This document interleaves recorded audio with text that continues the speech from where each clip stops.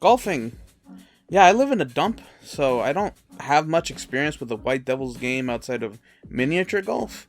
Plus, any golf courses that are in my neighborhood have dead lawns, and going there dressed as a golfer would probably get me shot, so definitely not a golf aficionado. Though that does not completely invalidate my thoughts on this brand spanking new indie game, because it seems to have other gameplay elements baked into it. Combat, little challenge rooms, exploration, and robots. I love me a good goddamn robot. It's so easy to have a robot's design be way too busy, so much so that you can't even get a slight sense of personality from it.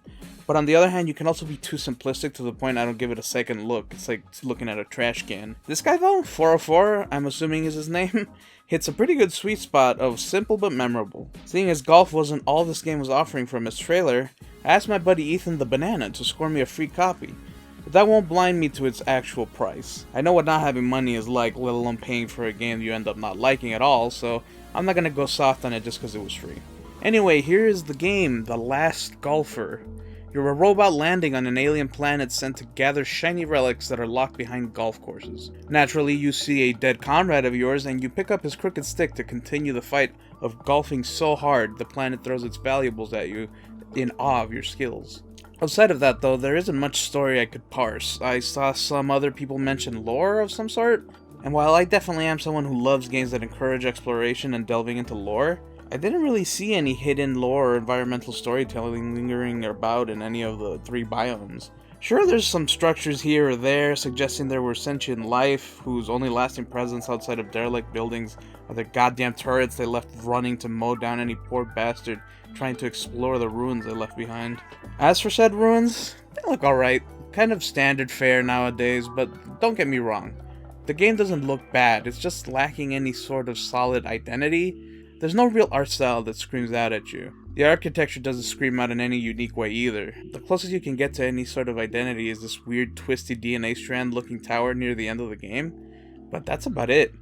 It also has that cheap looking blown out light effect a lot of indie games have, but it's not like it looks like Yooka-Laylee or anything that bad. Overall, it's mostly just plainer versions of real-life golf courses. Though real golf courses have sand, water, rough patches, hills, winds, and even weather as obstacles toward you sinking a ball, The Last Golfer offers one singular obstacle: killer turrets. These things come in a couple of flavors. Some are even birds that smash into your face and eat up half your health, so if they nick you twice, you're dead. As for the rest, they can easily be avoided with the game's slowdown feature that activates once you're aiming your golf club. The golf club is your only real way of attacking. It works sort of like Mjolnir, where you can throw it at enemies and it returns back to you, though it got tedious rather quickly seeing as the enemy variety isn't very varied.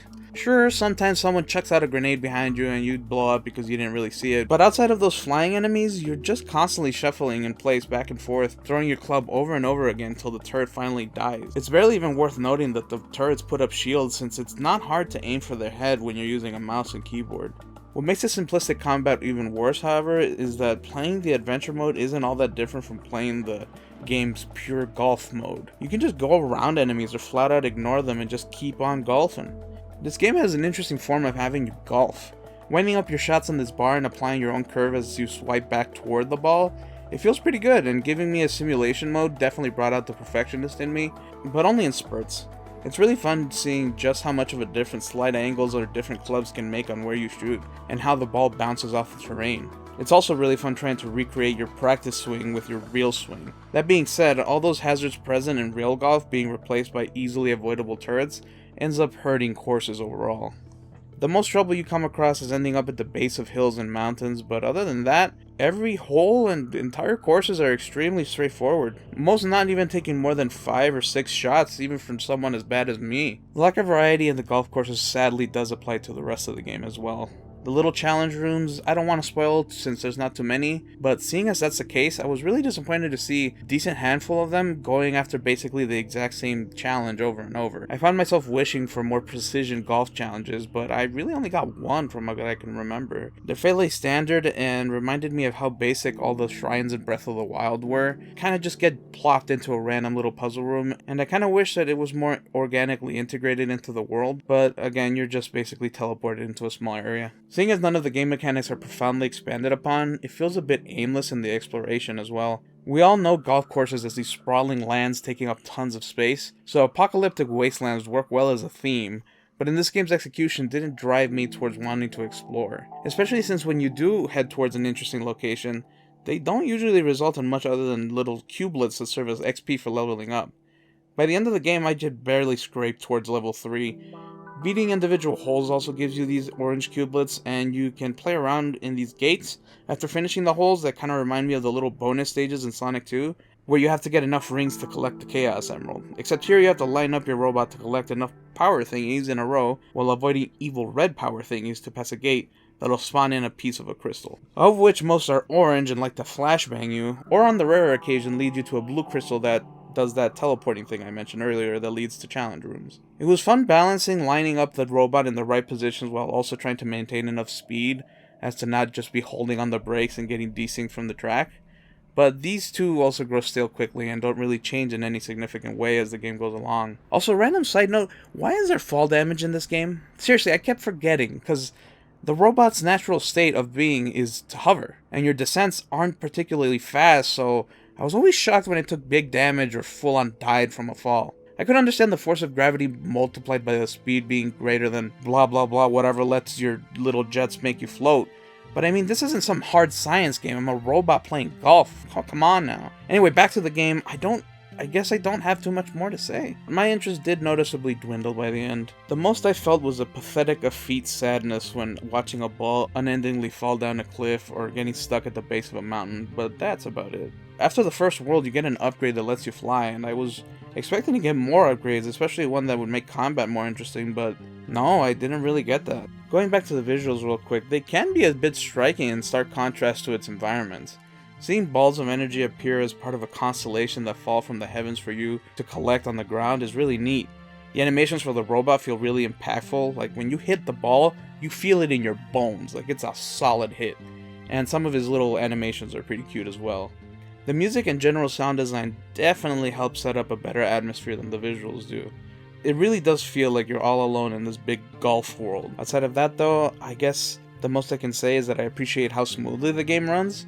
It feels extremely well optimized and I never had any problems outside of a few camera issues here and there. That's alright. I'll play that. Love being in the bushes. What is happening with the camera? Camera!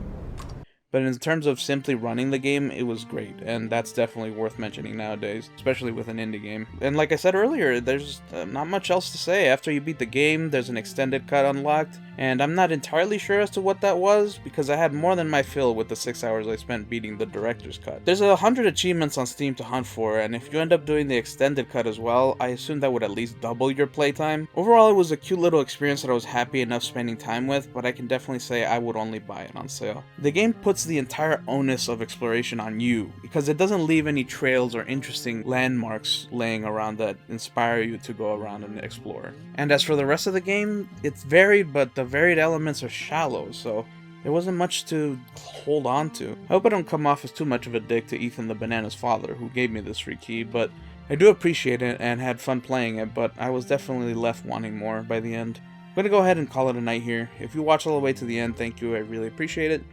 And do check out the game when it's got a less heavy price tag.